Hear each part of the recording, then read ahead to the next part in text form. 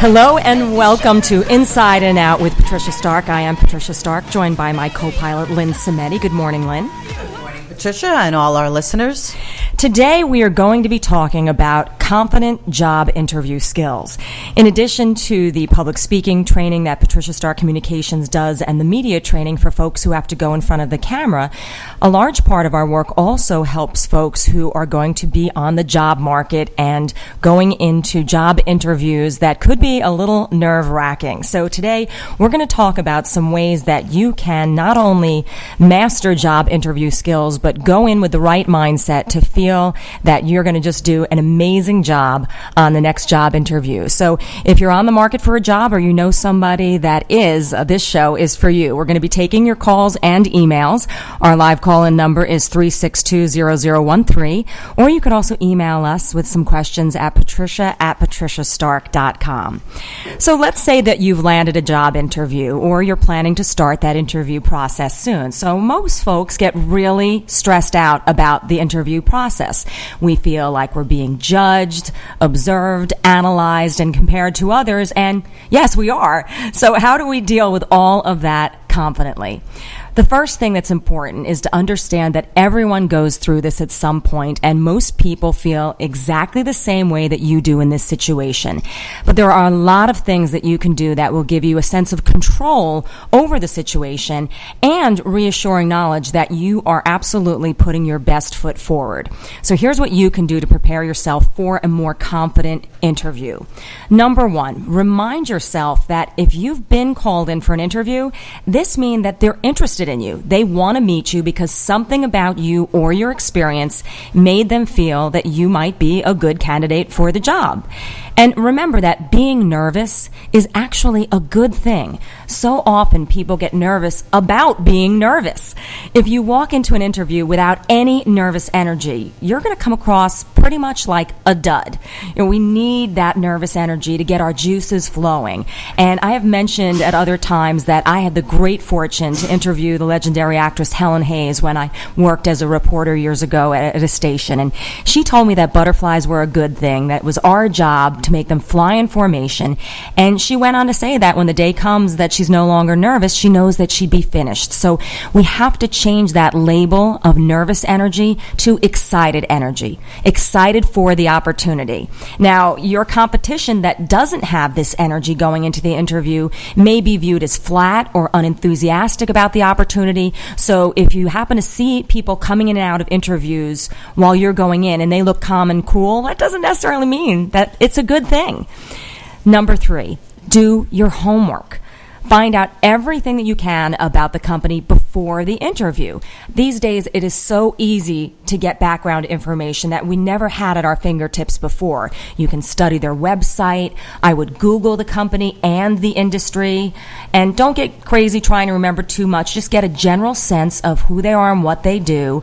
And if you know the name of the person who will be interviewing you ahead of time, I would Google them. I would check out their LinkedIn profile. I'd see if they have a Facebook profile. And keep in mind also that they may be doing the same for you before that interview. So make sure that all your social media is in really good shape and there's nothing on there that anyone could see as not a great thing as far as some pictures or posts or whatever you may have out there. And this is particularly important for people right out of college that have been using social media for more fun and more expressing themselves, and all of a sudden don't realize that job lookers or job interviewers may be looking you up on this social media. And I would also Google yourself and see what comes up and make sure that what comes up about you is spick and span. Create that LinkedIn profile if you don't already have one. And make sure, again, that Facebook profile that you have is kept professional during your job search. And remember that we're all connected somehow, and the world is only getting smaller. So, number four, remember that an interview, it's a two-way street. You shouldn't just be sitting there having questions thrown at you and hoping that you can answer them. You're there to make sure that this is the right job for you, too. You're there to get the information that you need to make sure that you're going to be happy doing the job and working in their environment. And if you look at it that way, it really tends to level the playing field a little bit more. prepare some questions ahead of time that you want to ask them. Ask about the values of the company. How do they stay competitive in their industry? Is there a structured career path at the company? And does your interviewer like working for the company? That would be a really good question to ask. Be sure to bring some kind of a calendar or a day timer or electronic device with you so that you have a way that you can take notes. Maybe let them see that you've already filled it with notes and research on the company, and make sure that they're seeing that you've done your homework and that you're also taking notes during the interview. And another really great thing to do, if you can't necessarily come to a company like ours who would put you through these mock interview situations, put you on camera and let you see just how well you're doing at a job interview, you can set up a mock interview with family and friends before your real one. Just have a family member or a friend read over your information about the company and then ask them to play the role of the interviewer.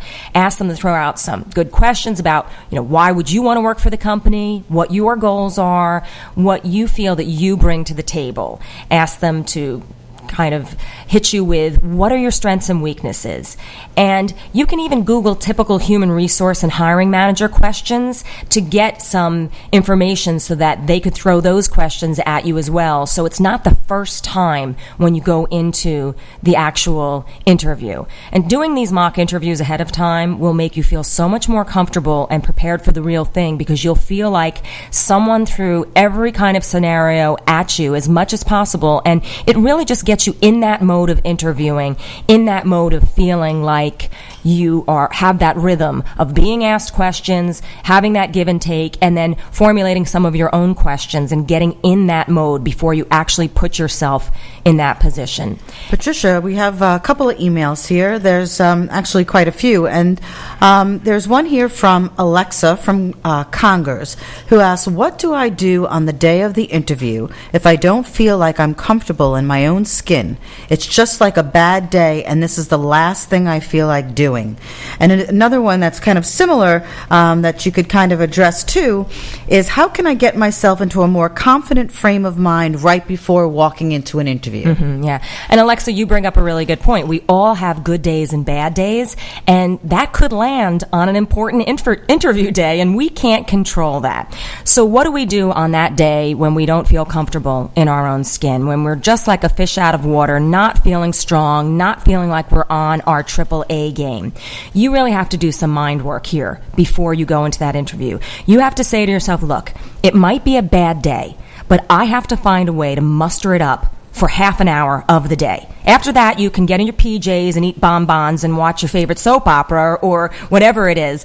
But you have to say, I need to figure out a way to just clear my mind, speak positively to myself, look at my resume, look at all the things that I've done, look at my achievements, remind myself of my accomplishments, and take a personal inventory, and then calm your mind, try and just meditate, try to be a little quiet to just settle that noise that's in your head, and then take a deep breath and just say, I only have to pull this off for an hour out of this tough day, and leave it behind the door, walk in, do your best to just forget about whatever it is that's bothering you, and then do your best on the interview, come out, and then again, you can go back to that bad day, but you need to find a way to put it on hold just during that time of the interview.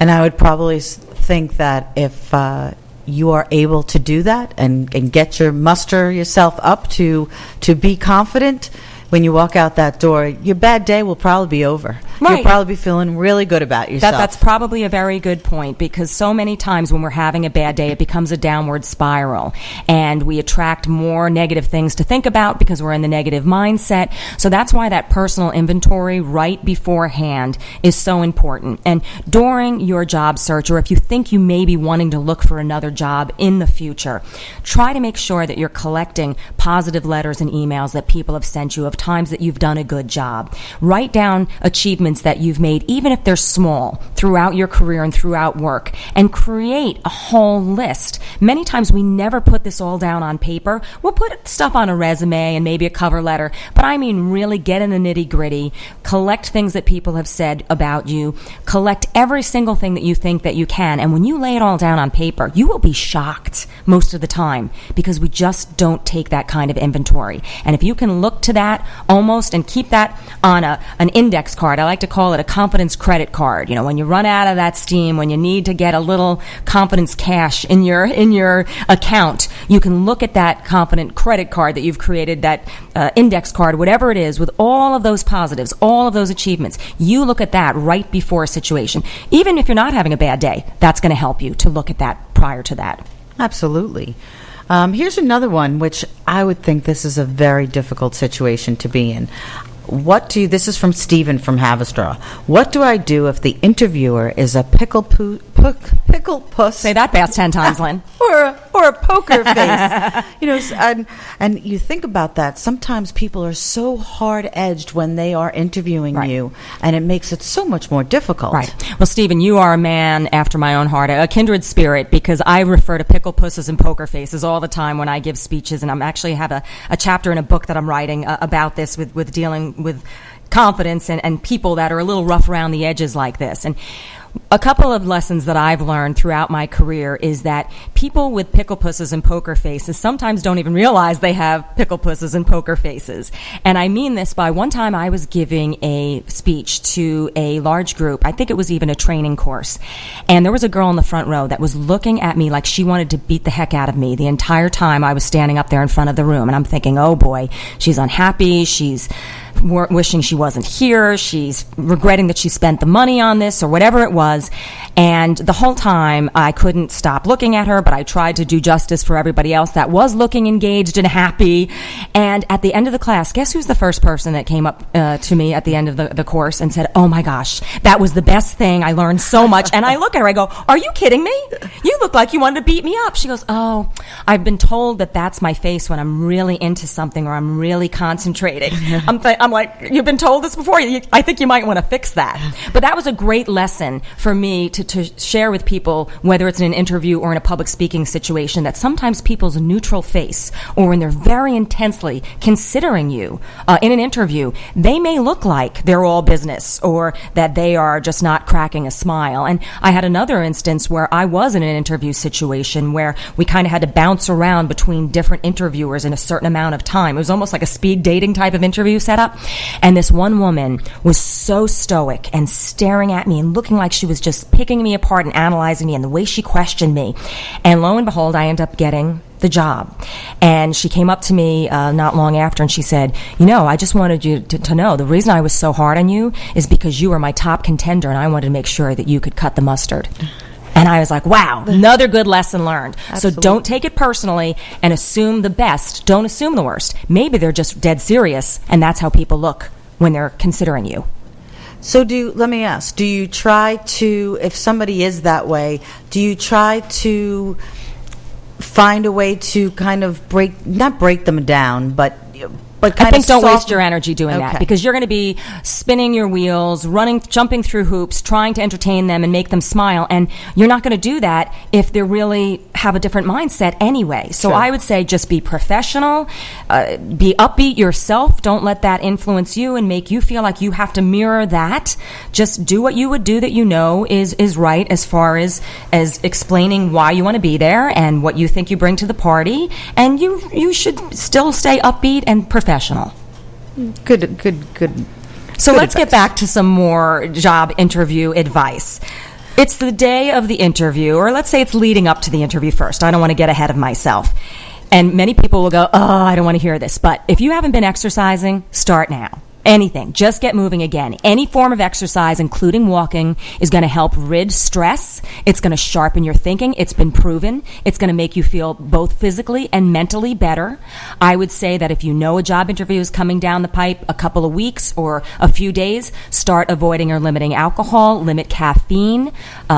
Before, the longer the better. And you might be saying, yeah, right, but you know what? If you really want to feel at your best, these are some things that you have to start getting in order. Buy a new suit or an outfit that you feel great in. It doesn't have to be expensive. It just can look good on you. If you can't get something new, take your favorite one off the hanger, bring it to your local tailor and dry cleaner, have them give a once-over for hanging threads, loose button stains. You can put new buttons on if you want it to feel new, get it refreshed and pressed, ready to go. Same for your shoes. Get a new pair or give your old ones an overhaul. You know, folks notice shoes. You'll feel good walking in a new or spruced up pair. Same thing goes for your pocketbook if you're a woman or your briefcase as a man. Get a manicure. Again, doesn't matter if you're a guy or a girl. Get a manicure. People notice your nails and how they look, if they look dirty or bitten, etc. Drink more water. Your skin's going to look better. Your brain works better when you're hydrated, and you just have more energy when you're not dehydrated. That's right. When you get dehydrated, you start to get tired and you don't understand why you're tired and why you're not motivated. The day before the interview, fill your car with gas or plan your mass transit route. I can't tell you how many times people have told me that they got in their car the morning of and they had almost no gas left, and now they're panicking, thinking, oh, I got to find a gas station, now I'm going to be late. It's just unadded stress that you don't need. Visit the location where you're going to be interviewing a few days ahead of time if possible. Check out the parking situation, where the entrance to the lobby is. If there's any security issues, make sure that you have the proper contact information to gain entry, anything like that. Work out or take a walk, especially the day before your interview. This is going to help you sleep better that night. And don't do it too late in the evening. It may energize you too close to bedtime, so try to just do it in the early evening or afternoon. No caffeine after 3 p.m. the day before an interview. You need a good night's sleep. Eat a light dinner so that you won't be looking for an antacid in the middle of the night, in addition to the agita you might be having over the interview. No alcohol, especially the night before you interview. While it initially may help you fall asleep, the likelihood of broken sleep is really high.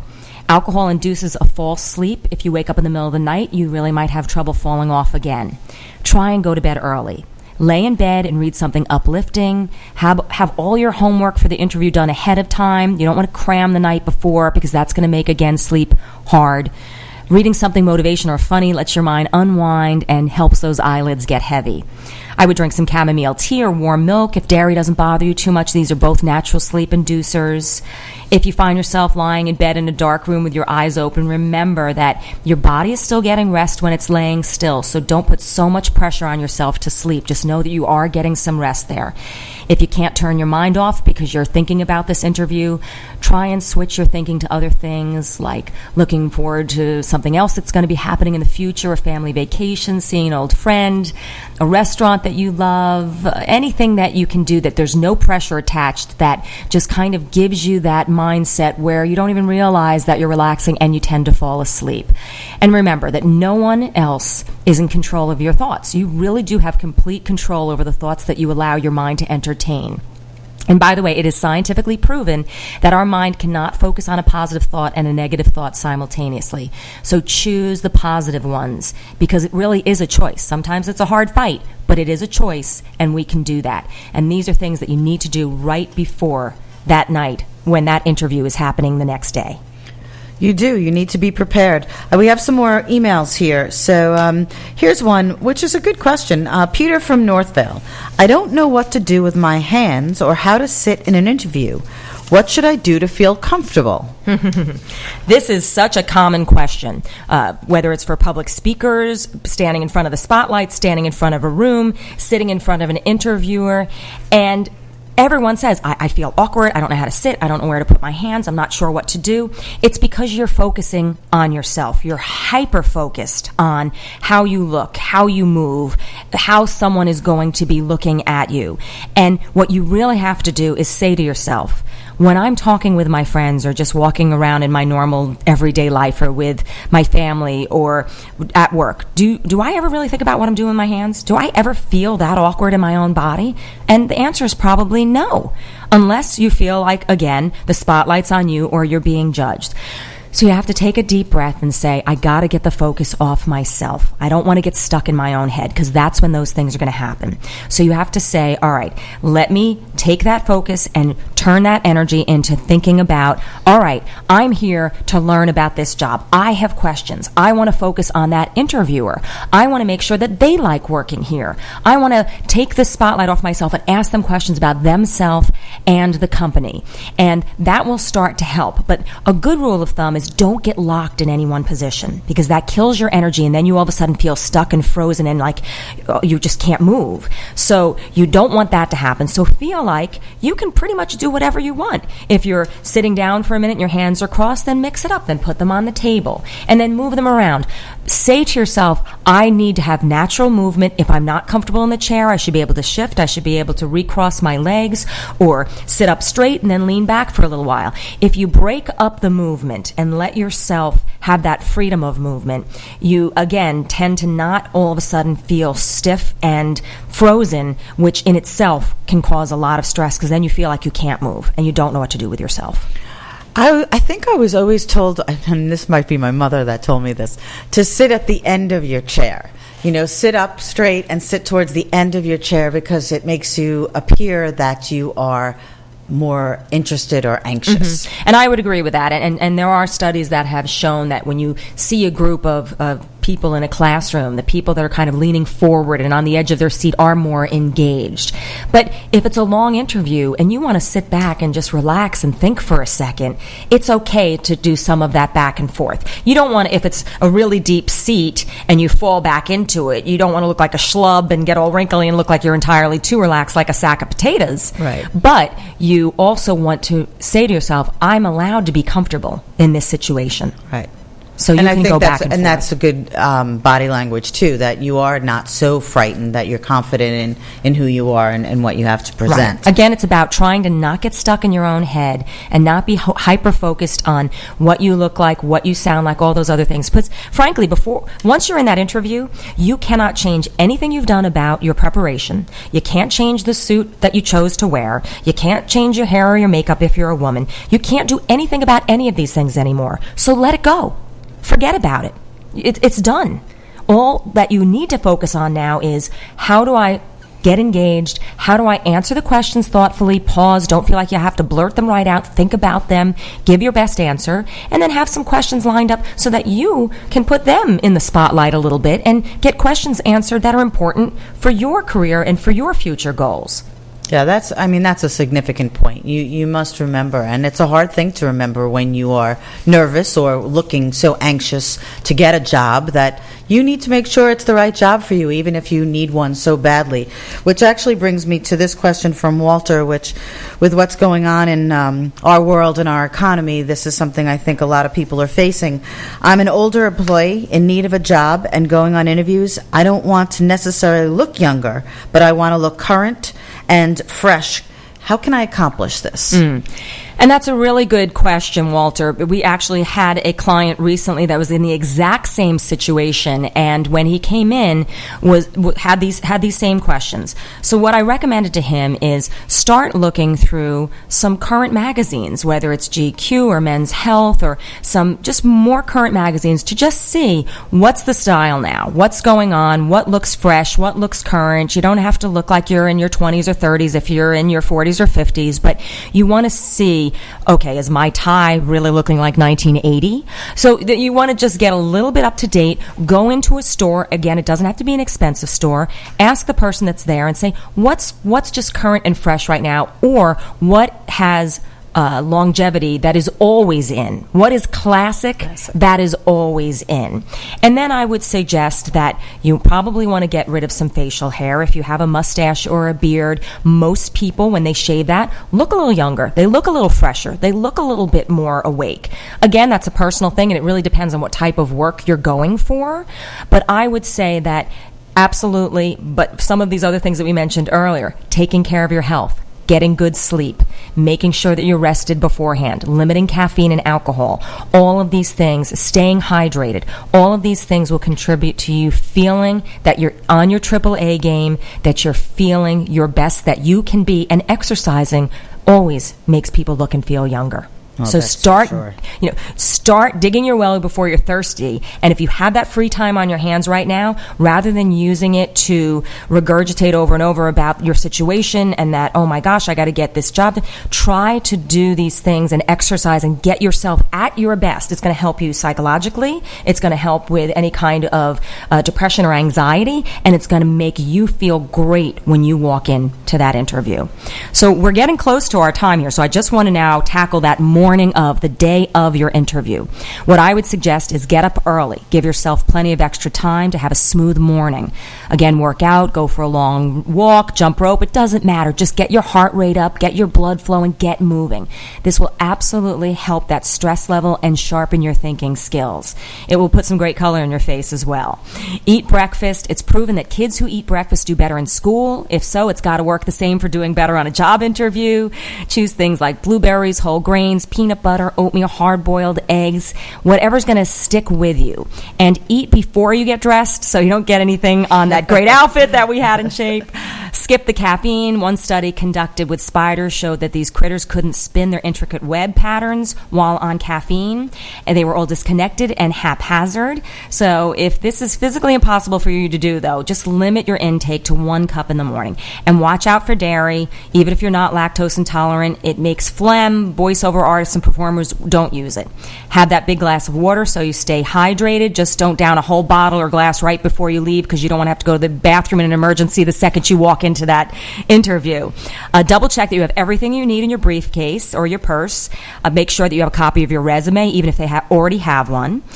Carry a backpack with a pen, extra pair of pantyhose if you're a woman, and skip the perfume and cologne. Now, many folks are turned off by different fragrances. You don't want to be wearing the same cologne or perfume that reminds somebody of their ex-wife or ex-husband when you're on that interview, okay? That's for sure. Yeah. Scent is the scent of memory. It's just better to just go in there smelling squeaky clean, all right? Give yourself plenty of extra time to get to the location. You never know what could come up in your path. Murphy's Law, there could be road construction, you name it. Give yourself twice the time. On your way to the interview, listen to motivational audiobook or something on your iPod. Now, people might poo-poo motivational and inspirational tapes, but you need to be in an upbeat, enthusiastic, positive frame of mind, and a good motivational audiobook makes you focus on what you want to do, not what you don't.